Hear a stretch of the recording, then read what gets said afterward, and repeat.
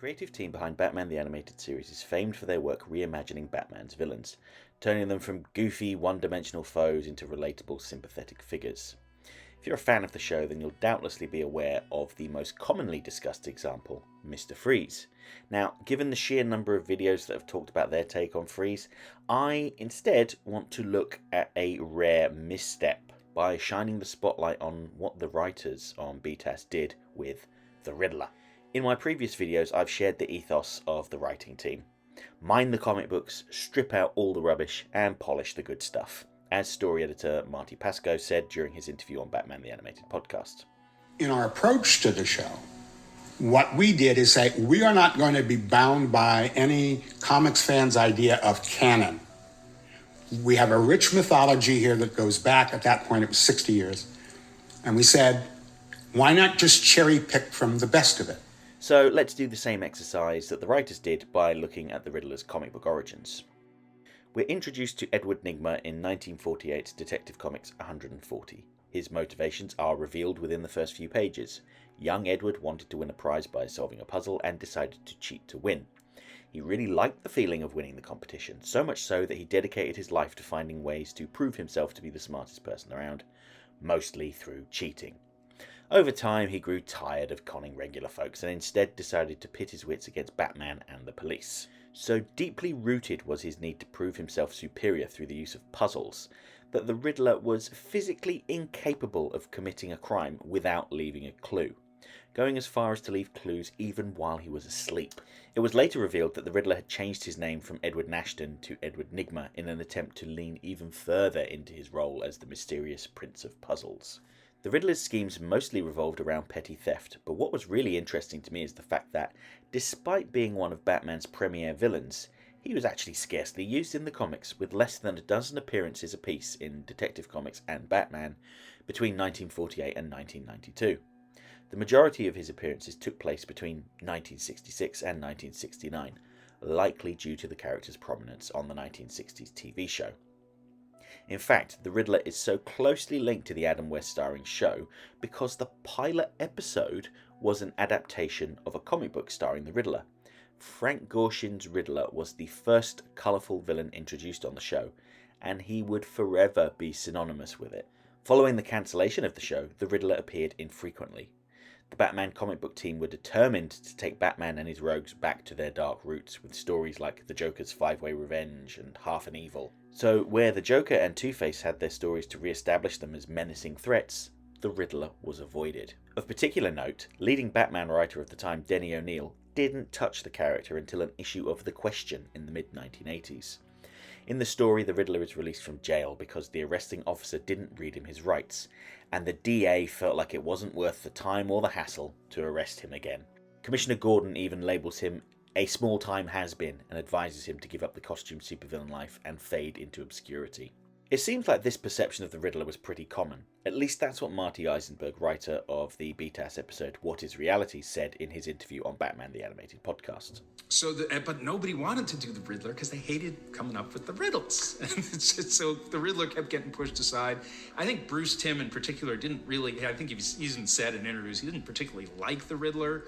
So that was always an uphill climb. Likewise, in his book Batman Animated, Paul Dini explains the lack of Riddler episodes in a slightly more diplomatic way. A constant frustration to Batman as well as our writing staff, the quizzical Edward Nygma, better known as the Riddler, earned the dubious honour of being our series' most difficult villain. For starters, he's not much of a physical threat, and his reliance on riddles, games and puzzles brings him awfully close to self-parody. There are at least half a dozen full or partial completed Riddler stories in our dead script file that proved ultimately too complex or too silly to produce. Another drawback is that the Riddler is a verbal, cerebral character who seems to work better in comics than he ever has in animation. In a comic book mystery novel or live-action drama, the writer has the luxury of time to set up and solve a brain-racking crime. In a 22-minute cartoon, the action has to keep moving, and gimmick-heavy characters like the Riddler have to make their point quickly and get on with it. Quite often, the only thing propelling a Riddler story was the cleverness of the riddles and traps, and if they weren't particularly original, the episode turned into a snooze. Fortunately, writers Martin Pascoe and Randy Rogel chose to delve into Enigma's twisted psyche for their most inspired Riddler stories, concentrating on the villain's quirky motives for revenge against Batman and the others he believed had wronged him. This difficulty in coming up with challenging puzzles was further elaborated on by If You're So Smart, Why Aren't You Rich writer David Wise in his interview in Batman the Animated Podcast. When I started writing the script, I clutched up and I went like days and days and days and I couldn't get a word out. And I finally called my friend Bryce Malik, who was my story editor on Transformers, and I said, I want you to do me a favor. Come hither. Come at my command, sir. Scamper over here and just start writing. Just pick up where I froze and start writing. And at some point or other, I'm going to go, no, that's not right. And I'll have to jump in and start writing again. So it's true that Riddler writers need to be able to come up with clever puzzles, and I can completely understand how hard that would be to do. I also think that the fact that the character was so strongly associated with the 60s TV series was also a problem. Frank Gorshin's performance cast a long shadow over the character, so I can see how it would be hard to separate the Riddler from the 60s show. Now, don't misunderstand me, I think that Frank Gorshin was an excellent Riddler, but he was very over the top and quite goofy, peppered with intense anger, and that didn't really fit in with the world that the BTAS team were trying to create. And you can clearly see the influence of Gorshin in the preliminary designs for the Riddler, first shared in Batman Animated. This look was quickly dismissed and a different direction was taken. So what did the BTAS writers do to modernise the Riddler then? Rather than being a fan of puzzles, Edward Nygma is a very successful game designer. Unfortunately, he signed a work-for-hire contract with his employer that meant that he was not entitled to any royalties from his creations. Now, this has strong parallels to the comic book industry, where famously Superman creators Jerry Siegel and Joe Shuster entered into multiple long legal battles with DC Comics to be fairly compensated for their creations. While it was never overtly stated, the fact that Nygma doesn't enact his revenge for years suggests that he may have unsuccessfully tried to sue for royalties, and when the legal system let him down, he decided to enact his revenge. Nygma adopts the identity of the Riddler to punish the selfish Daniel Mockridge through a series of challenging puzzles and brain teasers. He's far more cold, calculating and arrogant than any previous version of the character. And in some ways, I think that the Riddler is actually angry with himself for signing that work-for-hire contract. So much so that he attempts to erase his entire civilian identity. The Riddler's background as a game designer comes up again in What Is Reality, which was a solid script let down by some wonky animation.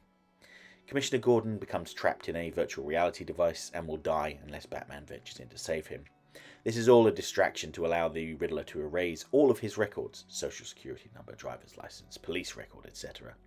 Essentially removing Edward Nygma entirely, leaving only the Riddler. Now, this is a neat twist on the idea that the Riddler changed his name from Edward Nashton to Edward Nygma, but it's taken a step further. I view this as being a very strong reaction to his own failure to be compensated for his work and for failing to get his revenge. It's almost as if Edward Nygma wasn't good enough and therefore had to be erased. The final and my favourite Riddler episode, Riddler's Reform, has the Riddler putting his mind to work creating toys, which proves to be very lucrative.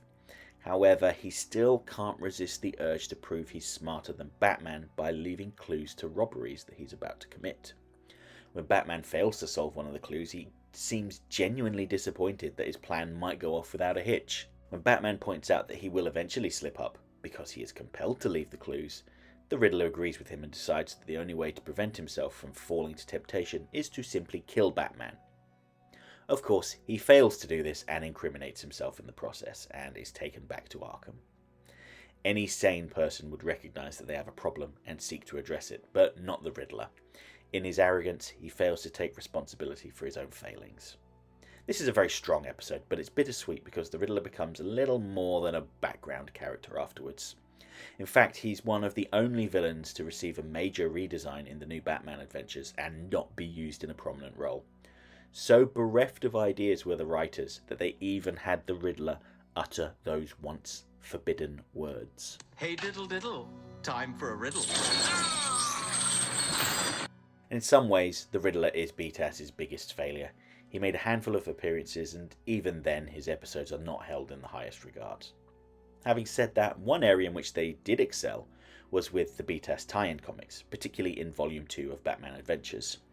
The main mystery running through this series involved the Penguin becoming mayor of Gotham City. Batman was convinced that the Penguin had stolen the election but was unable to prove it, so he challenged the Riddler to finally prove that he was the smarter man by solving the mystery, which is something he did with great enthusiasm. Along the way, they also set the Riddler up as being the DCAU's version of Steve Jobs, inventing the iPhone several years before Apple, and at a much more affordable price. Writer Paul Dini would eventually go on to take this ball and run with it during his stint on Detective Comics in the mid-2000s, setting the Riddler up as a private investigator to rival Batman. Sadly, character arcs in comic books are cyclical, and it wasn't long before the characterization was abandoned, returning the Riddler to his sinister roots. And then the entire DC universe was rebooted, and yeah, you can see why people find it hard to pick up and read comics.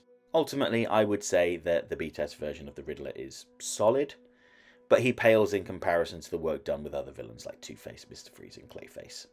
Considering the amazing work they did with those lesser-known villains, it's disappointing that they weren't able to knock it out the park with one of Batman's most notorious villains.